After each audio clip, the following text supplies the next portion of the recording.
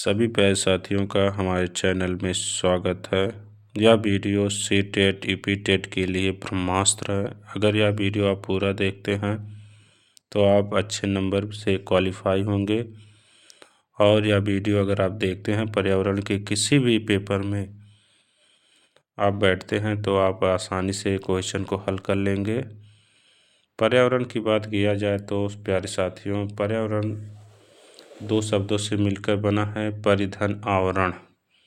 परि का अर्थ है चारों ओर, आवरण का अर्थ है घिरा हुआ। पर्यावरण चारों तरफ के अजैविक तथा जैविक अणुओं का मिश्रण है। क्या है साथियों? तो जैविक अजैविक तत्वों का मिश्रण है। पर्यावरण को अंग्रेजी में इन्वायरमेंट कहते हैं। इन्वायरमेंट शब्द फ्रेंच भाषा के इन्वायरनर शब्द से लिया गया है, जिसका अर्थ है घिरा हुआ या घेरना। पर्यावरण दिवस 5 जून को हर साल मनाया जाता है।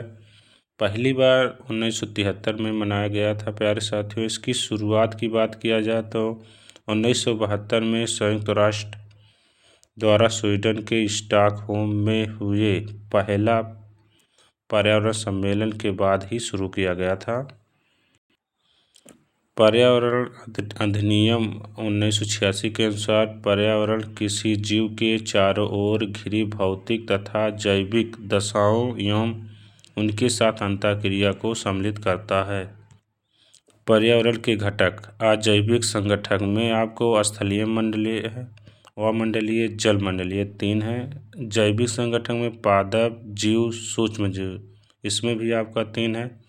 ऊर्जा संगठन की बात किया जाए तो इसमें प्रकाश है। नंबर 1 अजैविक संगठन में हम स्थलीय मंडल के बारे में जानकारी देखते हैं। स्थलीय मंडल संपूर्ण पृथ्वी के क्षेत्रफल का 29% है। इसका निर्माण तत्वों, खनिजों, शैलों तथा मिट्टियों से हुआ है। इसके अंतर्गत लोहा, तांबा, निकेल, सोना, चांदी, हाइड्रोजन, ऑक्सीजन, नाइट्रोजन, कार्बन आदि आते हैं। पृथ्वी के अंदर 3 परत होती है प्यारे साथियों। तो नंबर 1 पे है क्रस्ट, मेंटल, कोर। इसके बारे में हम विस्तृत रूप से देखते हैं। इसमें प्यारे साथियों नंबर 1 पे है क्रस्ट। क्रस्ट एल्युमिनियम सिलिकेट की मात्रा अधिक होती है। मेंटल की बात किया जाए तो सिलिकेट चट्टान से बनी है। और कोर की बात किया जाए लोहा और निकल की मात्रा अधिक होती है।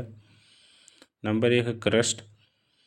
स्थलमंडल के ऊपरी परत को भूपर्टी अथवा क्रस्ट कहा जाता है। इसकी मोटाई 30 से 100 किलोमीटर तक होती है। महाद्वीपों में इसकी मोटाई अधिक है, जबकि महासागरों में या तो क्रस्ट होती ही नहीं, अगर होती है तो बहुत पतली होती है।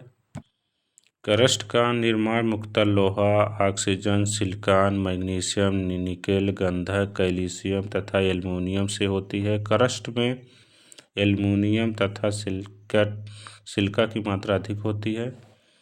नंबर 2 मेंटल है। मेंटल को हिंदी में भूप्रवार या प्रवार कहते हैं। यह पृथ्वी के आयतन का लगभग 84% हिस्सा है। यह मुख्य रूप से सिलिकेट चट्टानों से बनी है। इसकी गति के कारण पृथ्वी के टेक्टोनिक प्लेट हिलती है, जो भूकंप और ज्वालामुखी जैसी घटनाओं का कारण बनती है। महत्वपूर्ण है प्यारे साथियों। इसमें कई बार प्रश्न पूछा जा चुका है कि भूकंप और ज्वालामुखी किस परत में आती है, तो आपका मेंटल हो जाएगा। और पूछा जाता है कि क्रस्ट के में अधिकांश क्या पाया जाता है, तो एल्युमिनियम और सिलिका पाया जाता है। तीसरे नंबर पर बात किया जाए तो कोर, यह पृथ्वी की सबसे भीतरी परत है। यह मुख्य रूप से लोहे और निकल से बनी है और अत्यधिक गर्म है। तो पूछा जाता है प्यारे साथियों कि लोहे और निकल किस परत में पाई जाती है, तो क्या हो गया आपका कोर। इस तरह से आपको तीनों परतों के बारे में विस्तृत जानकारी दिया गया प्यारे साथियों। हो सकता है कि कुछ प्यारे साथियों को हमारा वीडियो कम समझ में आ रहा हो, लेकिन आप इसको बराबर देखें, कई बार देखें, जिससे कि आपको आसानी से सब समझ में आ जाएगा। और पेपर में जाएंगे तो इसी वीडियो से आपको सब प्रश्न मिलेगा। तो यही है कि आप वीडियो को ध्यान से देखें। वायुमंडल की बात किया जाए तो वायुमंडल विभिन्न गैसों का मिश्रण है, जो पृथ्वी को चारों ओर से घेरे हुई है।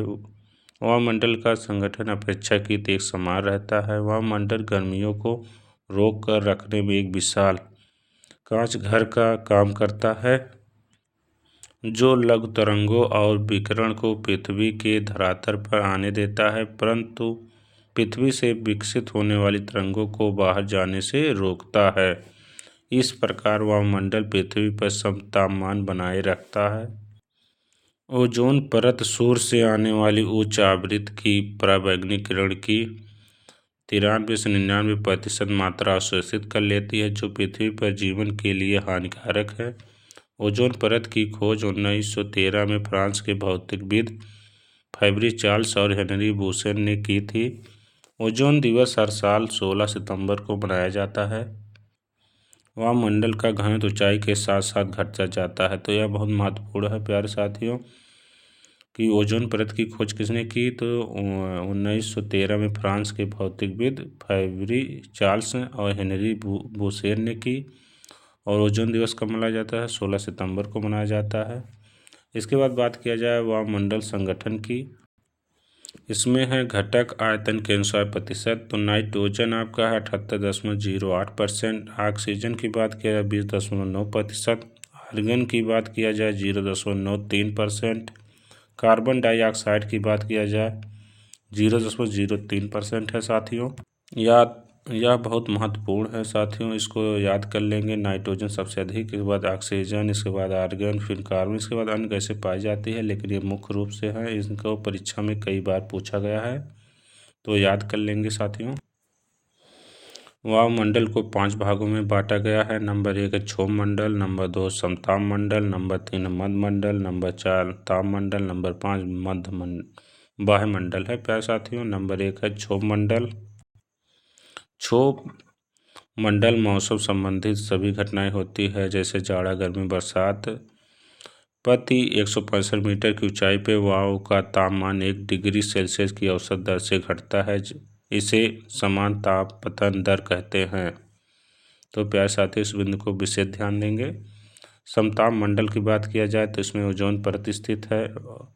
ये बहुत बार पूछा गया है क्वेश्चन, ओजोन परत के किस मंडल में स्थित है, तो किस मंडल में स्थित है? समताप मंडल में प्यारे साथियों। ताप स्थिर रहता है, ऊंचाई के साथ ताप बढ़ता है। इसमें जेट वायुयान के उड़ान भरने के लिए आदर्श होती हैं। इसके ऊपरी सीमा में स्टोपाज कहते हैं, निचले भाग में ओजोन गैस होती है। तो इसमें मुख्य बिंदु यही है प्यारे साथियों।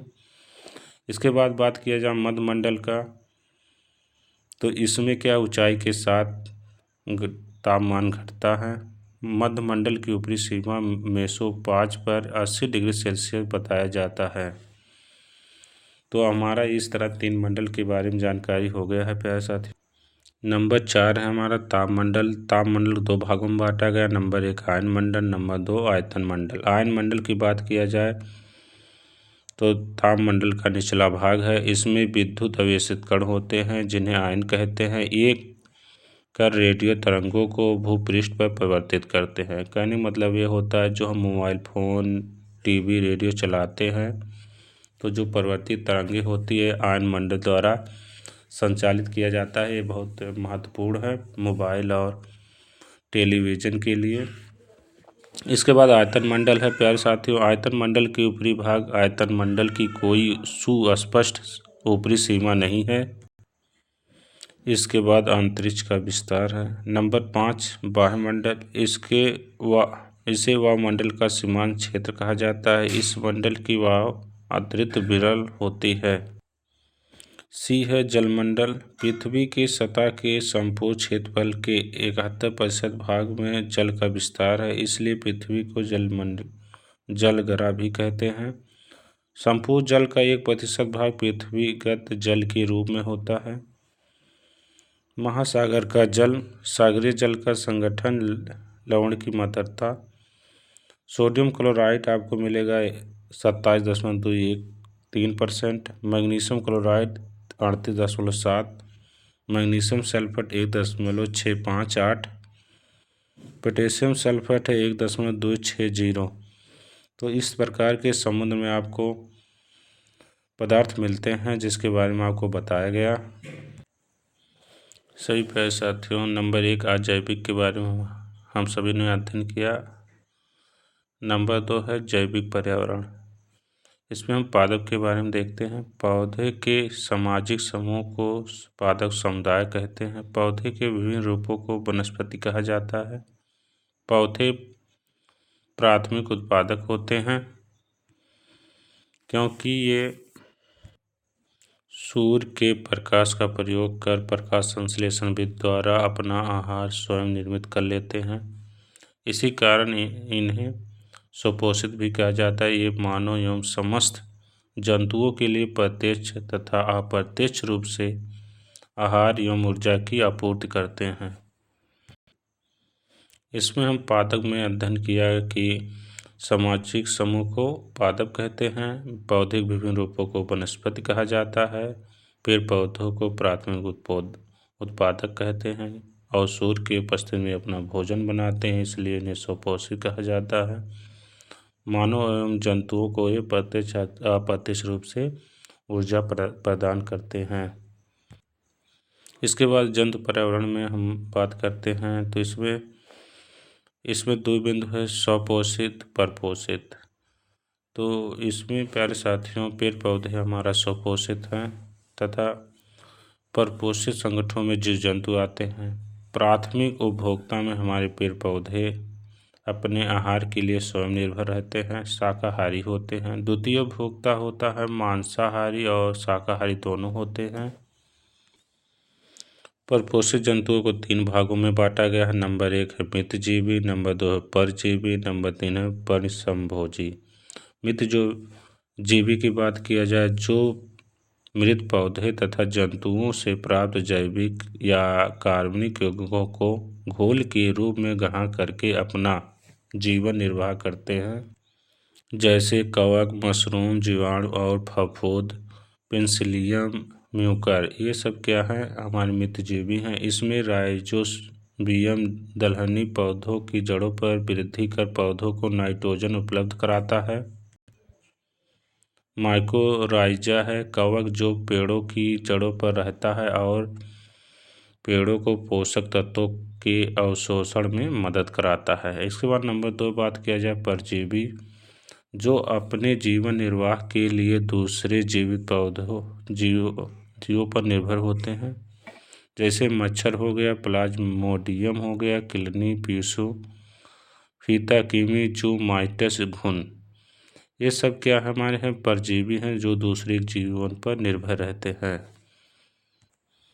हमारा तीसरा है प्राणी संभोजी, जो जंतु अपना आहार अपने मुख द्वार से ग्रहण करते हैं। ये जंतु अभियोजित आहार के बड़े बड़े भाग तक खा जाते हैं, जैसे वृक्ष की ढालियाँ या शाखाएं को खाने वाले हैं, गाय, बैल, ऊंट, शेर, हाथी आदि।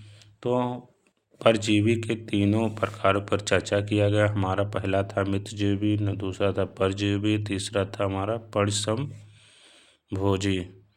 ये सब अति महत्वपूर्ण है साथियों। इसके बाद बात किया जाए सूक्ष्म जीव मृत पौधों, जंतुओं एवं जैविक पदार्थों को विभिन्न रूप से सड़ा गला कर वियोजित करते हैं, इसलिए इन्हें वियोजक भी कहा जाता है। ये सूक्ष्म जीव जटिल पदार्थों को आहार के रूप में ग्रहण करने के साथ उन्हें सरल बना देते हैं, ताकि हरे पौधे इन पदार्थों का पुनः उपयोग कर सके, जैसे बैक्टीरिया और कवक। ये बहुत महत्वपूर्ण है साथियों। ये सब बिंदु जो आपको पर्यावरण बताया जा रहा है, ये आपके जीवन में अति महत्वपूर्ण है। पर्यावरण ऐसा विषय है कि आपके जन्म से लेकर मृत्यु तक जुड़ा हुआ है, आपके चारों तरफ फैला हुआ है। इसके बाद बात किया जाए तो ऊर्जा संगठक है। ऊर्जा में हम पढ़ेंगे प्रकाश। प्रकाश का आप जान ही रहे हैं, धरती पे सबसे बड़ा ऊर्जा का स्रोत है। सूर्य से पृथ्वी की ओर विकिरण कुल ऊर्जा का 1/2 अरबवां भाग ही पृथ्वी को प्राप्त होता है। समताप मंडल में स्थित ओजोन द्वारा पराबैंगनी तरंग दैर्घ्य विकिरण 100 nm से 400 nm का तेजी से अवशोषण हो जाता है। तरंग दैर्घ्य के आधार पर पराबैंगनी विकिरण 3 प्रकार की होती है। नंबर 1 है UVC 100 से 280 nm, UVB 280 से 320 nm, तीसरा हमारा है UVA 320 से 400 nm। इन तीनों में UVC विकिरण घातक होती है। यह प्रश्न बहुत बार पूछा जा चुका है, साथ ही PCS में भी पूछा गया है। ये सब महत्वपूर्ण बिंदु है। इसके बाद बात किया जाए refrigerator, air conditioner, spray, air ट्राइडर आदि के संचालन से क्लोरोफ्लोरोकार्बन CFC के वायुमंडल में पहुंचने से ओजोन क्षरण हो रहा है। तो यह भी बिंदु बहुत महत्वपूर्ण है। ये सब अधिकतर प्रश्नों पेपरों में आते रहते हैं। प्यारे साथियों, हमारे चैनल का उद्देश्य यही है कि आप आसानी से समझ कर पढ़ के आप अच्छे अंक क्वालिफाई करें। इसके बाद बात करेंगे साथियों जैविक समुदाय। जब एक ही क्षेत्र में विभिन्न प्रजातियों की संख्या एक साथ रहते हैं तथा एक दूसरे के साथ परस्पर क्रिया करती हैं, जब जैविक समुदाय कहलाती हैं। तो इसमें जैसे वन हुआ, इसमें यह बताया जा रहा है कि एक ही क्षेत्र में विभिन्न प्रजातियों की संख्या एक साथ रहते हैं, एक दूसरे के साथ परस्पर क्रिया करते हैं। तो ये आपका हो गया जैविक समुदाय। इसके बाद जो अभिलक्षण है ये 3 है, ये बहुत महत्वपूर्ण है, इसको आपको रटना पड़ेगा। फिर भी हम इसको समझाने की कोशिश करते हैं, आप आसानी से समझ लीजिए। नंबर 1 है वर्ष भर उपस्थित पौधों की कुल संख्या की गणना प्रजाति संरचना कहलाती है। नंबर 2 है प्रजाति विविधता, प्रजाति समृद्ध और प्रजाति समरूपता के गुणनफल को कहते हैं। प्रजाति विविधता की बात किया जाए तो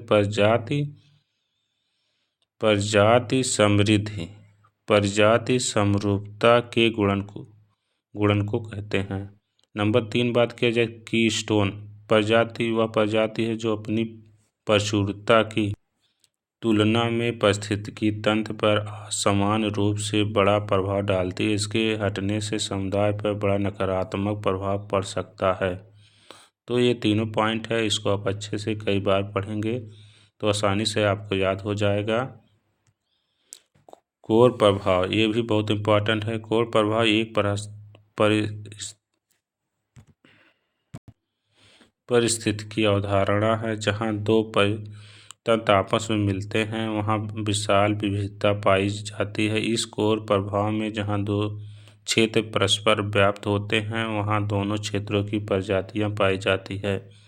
तो इसमें अधिकतर ये पूछा जाता है, जो चारों उदाहरण दिया गया है यह बहुत महत्वपूर्ण है, इसी में से पूछा जाता है कोर का प्रभाव। नंबर 1 है नदी तट के किनारे घास का मैदान जहां पर्वत व घाटी मिलती है। नंबर 3 है जंगलों के अंतिम बिंदु जहां मुहाना समुद्र से मिलती है।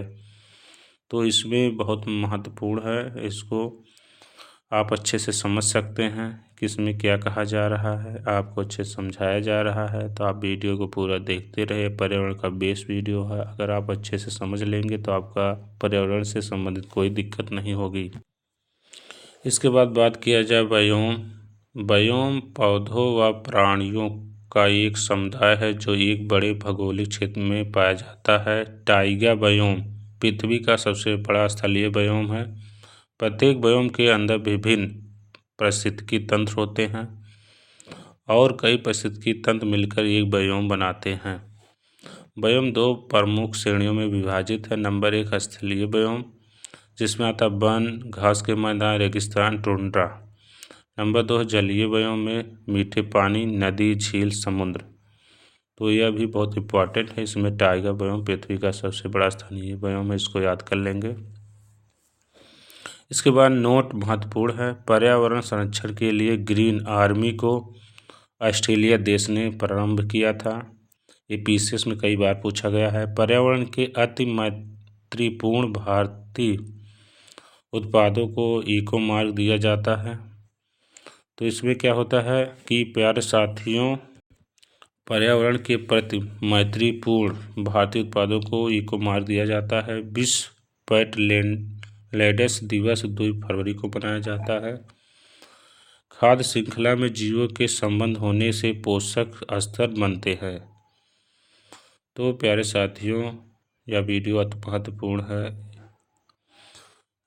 हमारे चैनल द्वारा आपको पर्यावरण का बेस मजबूत कराया जा रहा है, बेस जानकारी दिया जा रहा है। इसके बाद हमारा अति महत्वपूर्ण वीडियो लोड होगा, जिसको आप पॉइंट वाइज पढ़ेंगे, आप आसानी से रिवीजन कर सकेंगे और अच्छे अंक से क्वालिफाई हो सकें। इसी के साथ प्यारे साथियों, हमारा पर्यावरण का पार्ट 1 समाप्त होता है। अब पार्ट 2 लोड किया जाएगा। अगर आपको वीडियो उपयोगी लगे तो हमारे चैनल को सब्सक्राइब करें। अगर वीडियो ना उपयोगी लगे तो सब्सक्राइब मत करिए, लेकिन वीडियो को ज़रूर पूरा देखें, जिससे कि आप आसानी से परीक्षा में क्वालिफाई हो सकें, आपका बेस मजबूत हो सके। हमारा उद्देश्य है कि आपको अच्छी जानकारी मिले, आपका पर्यावरण अच्छे से तैयारी हो सके। हमारे इस चैनल पर टेट के सभी विषयों का इस तरह से वीडियो लोड किया जाएगा, जिसमें पूरी जानकारी आपको विस्तृत रूप से आपको सिलेबस के अकॉर्डिंग दिया जाएगा, ना कि हमारे चैनल पर सिर्फ इम्पॉर्टेंट पढ़ाया जाएगा। हमारे चैनल पहले सिलेबस इस तरह पढ़ाया जाएगा, इसके बाद पॉइंट वाइज इम्पॉर्टेंट आपको भी पढ़ाया जाएगा, जिससे कि आप आसानी से विस्तृत जानकारी के साथ इम्पॉर्टेंट भी क्वेश्चन हल कर सकें या पढ़ सकें। तो यह वीडियो आपको देखने के लिए धन्यवाद प्यारे साथियों।